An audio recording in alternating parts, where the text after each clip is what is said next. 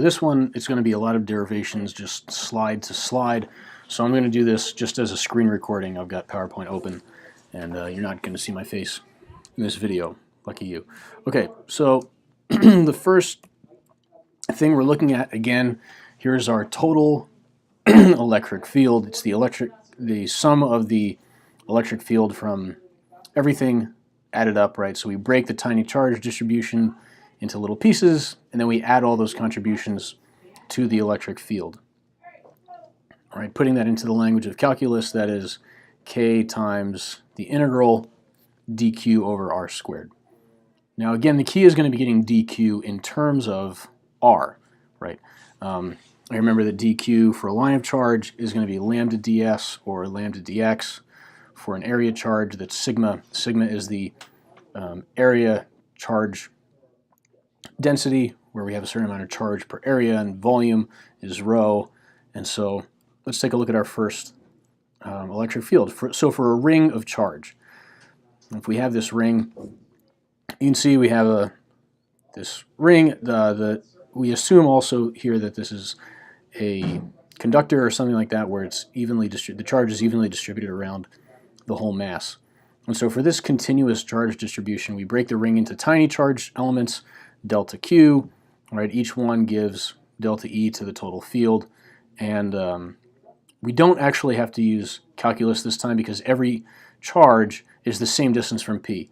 Realize too, we're just talking about being along this axis, some distance here. All of these charges now are the same distance, right? Which is little r, the hypotenuse of this triangle. And so then we can do this algebraically. And keep in mind too, here Ex, right, the horizontal electric field from all of these components will cancel out. All right, so let's take a look. So again, we're going to add all these up, and what we're looking at really is just sigma of delta E cosine of theta, right, in the j hat. That's our direction vertically. And so that's going to be given by, right, k over r squared times cosine theta. All those things can come out because theta is constant. And then again, delta q j hat. If we add up all of the little charges, then we end up with just big Q. Big Q is the fixed charge on this object. And so cosine of theta also we can write as y over little r, right? This is the cosine is opposite or adjacent over hypotenuse, so y over r we can substitute in here for cosine of theta. When we do that, then we get kqy over r cubed. Right. But r, right, we don't have r, what we're going to hand is probably little r, so we want to get this in terms of little r. R is the square root of y squared plus r squared, and so we end up with this geometry kqy over y squared plus r squared, where y and r are given to us, and this is to the y squared plus r squared to the 3/2. Okay, and what if y is much, much, much greater than r? Well, if y is much, much greater, then we can ignore r.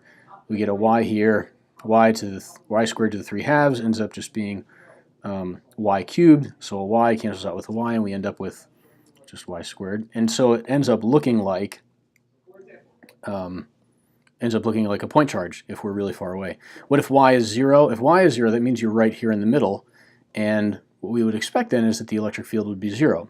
Putting that in here, if y is 0, then that's what we get, electric field of 0.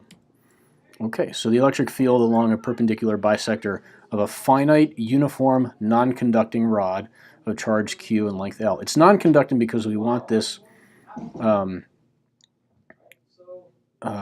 rod to be equally charged all the way along. If it was a conductor, all the charge would collect at the ends, and we don't want that. Okay, so again, what are we looking at here? We're a distance r away, right, along the perpendicular bisector, and little r represents the distance from the point to the little piece of charge dq. X is our distance from r along the rod, and dx is the distance enclosing that tiny charge dq. All right, so linear charge distribution we're dealing with here. So lambda is big Q, the total charge over the total length, also is equal to dq dx. And so dq is lambda dx.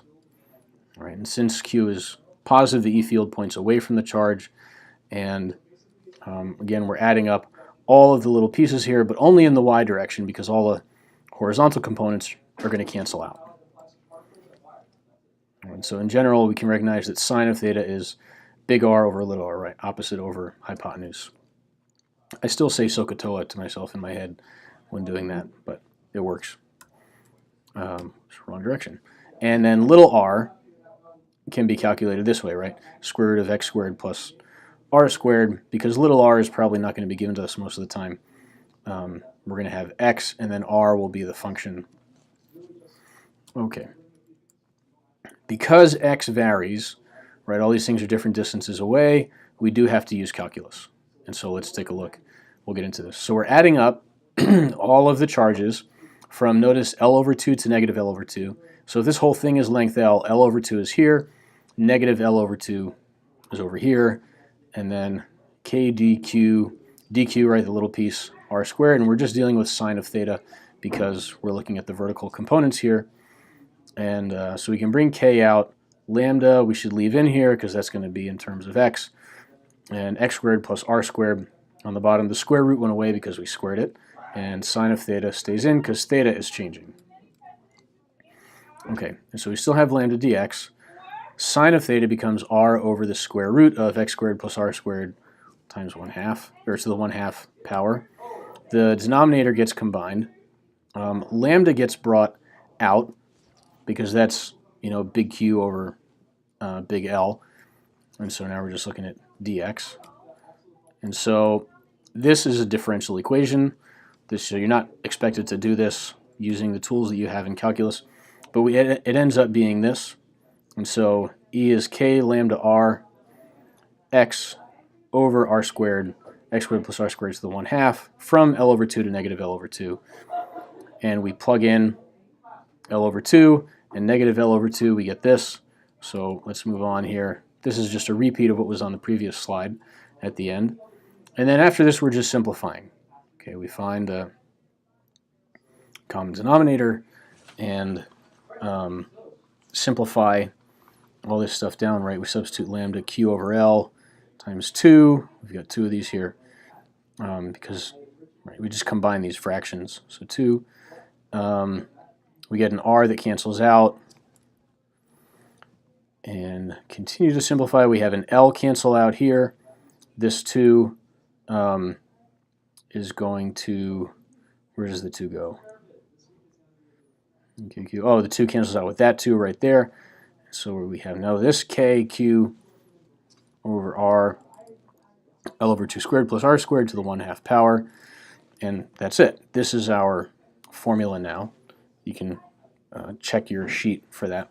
And what if r is much, much, much greater than L? Well, if r is a lot bigger than L, then this goes to 0. This ends up just being r, so we end up with kq over r squared. This thing just looks like a point particle when you are really far away. Okay. So now let's take a look at an arc, right? An arc of angle 2 theta. We're going to do this in terms of 2 theta because you know, theta is the angle here. So we take this arc and we split it in half, right? We set it here along where the middle of the arc is on the x-axis. Theta is the angle from the x-axis and it's on either side. So 2 theta is the full angle of this thing. It's a radius r, so the distance from here to the center is r. And it's uniformly charged, again. So this is probably going to be an insulator, not a conductor. If it was a conductor, all the charge would go to the ends. Since it's uniformly charged, it must be some type of insulator. And so again, now we're dealing with a linear charge distribution, so lambda is q over L. L is r times 2 theta, right? R theta, but again, we're dealing with 2 theta, and so, which is dq ds. We're not dealing with x, so we're going to do this in terms of s, right? It says element ds there. And dq then is lambda ds. We can use that when we plug in. So dE is 1 over 4 pi epsilon naught dq over r squared. Notice here we're using 1 over 4 pi epsilon naught instead of k. All right. And so instead of dq, we plug in lambda ds. All of the dy's cancel out because of symmetry. So anytime we can use symmetry, we do. That's nice. And so dEx then is going to be dE cosine of theta, and so it's this whole thing just times cosine of theta. ds is r times d theta, right? And some little piece here is just r times the tiny angle that this thing makes up. So now we have everything in terms of theta, right? 1 over 4 pi epsilon naught, r, lambda r d theta, r squared cosine of theta. And so this is what it looks like, again, just rewritten. Bring d theta over here. That's the thing that's changing. Lambda stays the same, r stays the same. And so when we do this integral now, we're going from negative theta, right down here, all the way up to theta. And that ends up, we bring all these other things outside. Cosine is the thing that we're taking the integral of.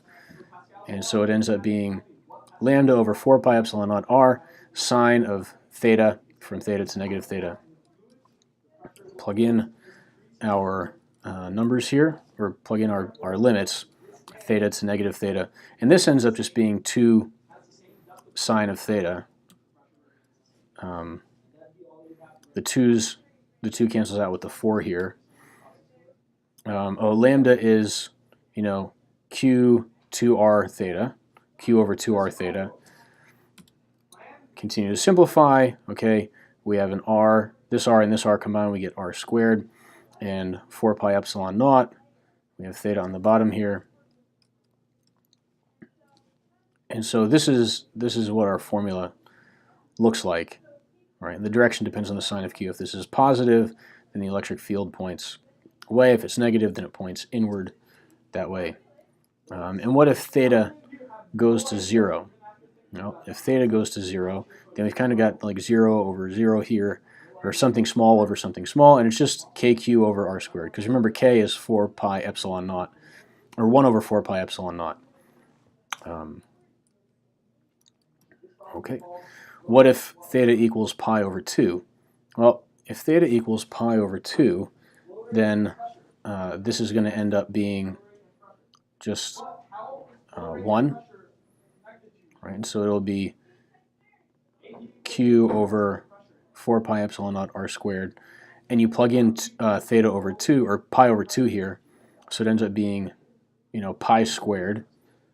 So 1/2 q over pi squared epsilon naught times r squared. And what if theta equals pi? Well, if theta equals pi, then we have a full ring of charge, which we had before, right? And then you're in the middle, and so the electric charge is 0. The electric field is 0. Right, right. What does it look like? It looks like the ring of charge that we had before. Okay, so now moving on, we have a disk of radius r and a uniform charge density sigma. So this is like having a lot of little tiny rings, and then we can add up all the rings over time. But what we're going to do is we're going to think of the charge in terms of taking these rings and then stretching them out. So it's like I've taken this ring here and I've stretched it out. This has a length of 2 pi r, and it has a width of dr. So this is some area. So we're going to use the area charge distribution. So E total is from adding up all of the dE's, right? And so we end up with k dqy over y squared plus r squared to the 3/2. Whoops. Wait, there we go. Okay. And so you can see now we plug in, this is sigma 2 pi r dr, because this is the area, right? 2 pi r dr, that's the area here. And so multiplying charge per area by the area of this little rectangle that's the stretched out ring, that gives us the charge contained in that particular little ring. So now we need to add all of these up from 0 all the way to r, from here all the way out there. And so let's see what we've got. Now we've got all these things come out front, and we're left with r dr over y squared plus r squared to the 3/2. Okay. And this is going to be another differential equation, still going from 0 to r. This notation got messed up a little bit here. And now we plug in r and 0, and you can see this is what we get. This stuff is staying out front. Okay. And so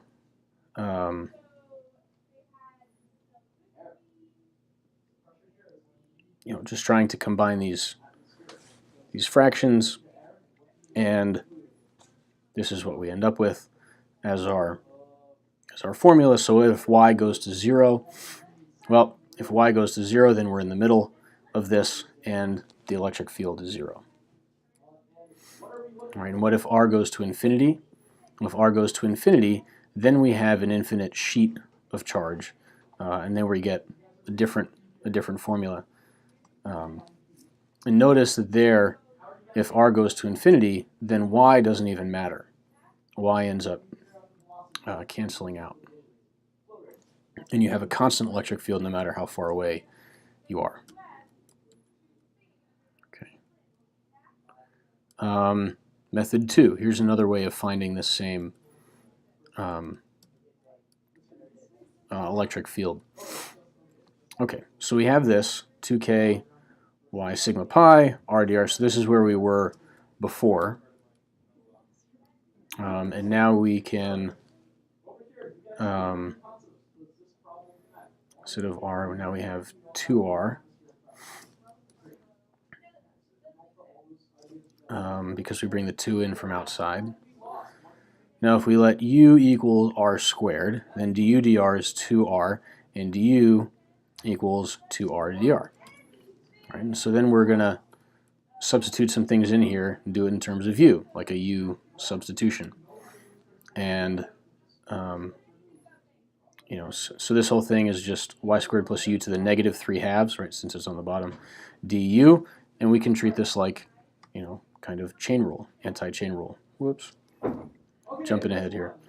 And then we end up back at the same place once we plug in our u substitution and etc. And then we're just following the other method that we did before. And that is it for this video.